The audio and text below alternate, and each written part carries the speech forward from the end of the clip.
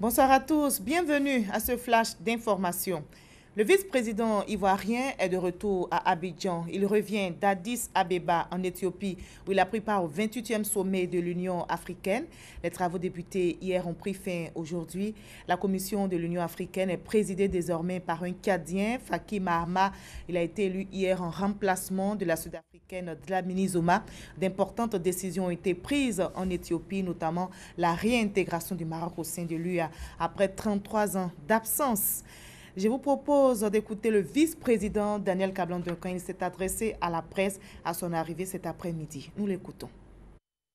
Dans les rencontres, on a notamment vu M. Auré Sylvain, qui est le président de la Cour des droits de l'homme d'Afrique, à Addis Abeba, et qui était un Ivoirien d'ailleurs, et qui a indiqué qu'il souhaitait venir ici, en Côte d'Ivoire, pour organiser, avec le monde judiciaire ivoirien, une grande rencontre au niveau international, ici à Abidjan, au mois de novembre 2017.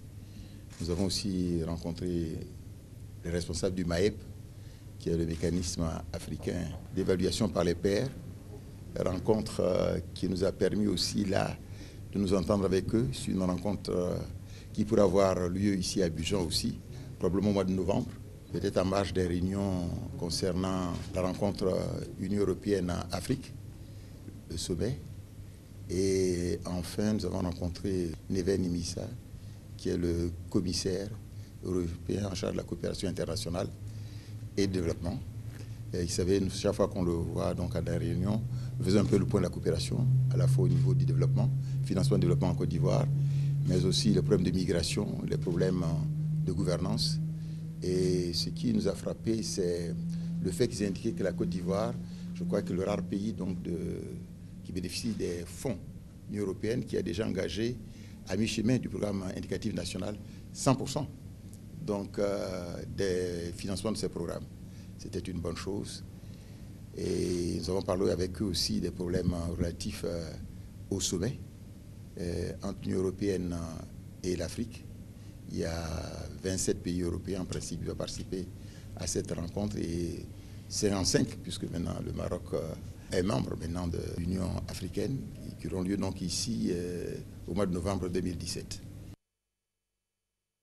Et c'est justement l'une des grandes actions à noter à l'issue de ce 28e sommet de l'UA, le retour du Maroc au sein de l'Union africaine après 33 ans d'absence.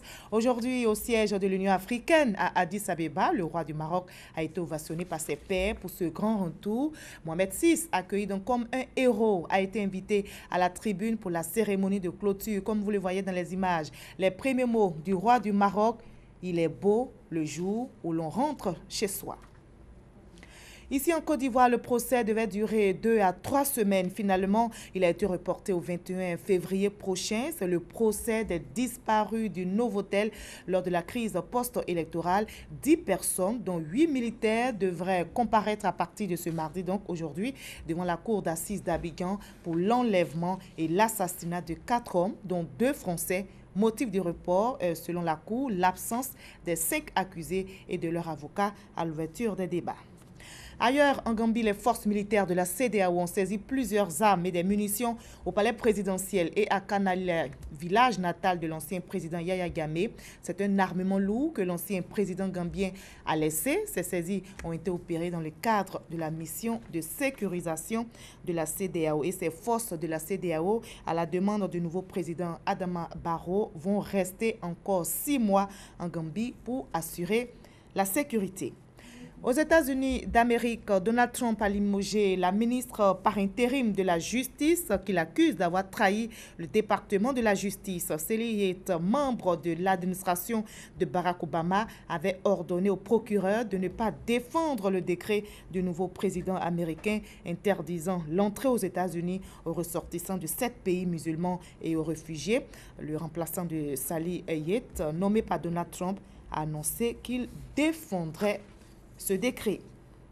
L'auteur présumé de la fusillade qui a fait 6 morts dimanche au soir à la Grande Mosquée de Québec a été arrêté. Il s'agit d'un jeune homme de 27 ans. Il se nomme Alexandre Bissonnette.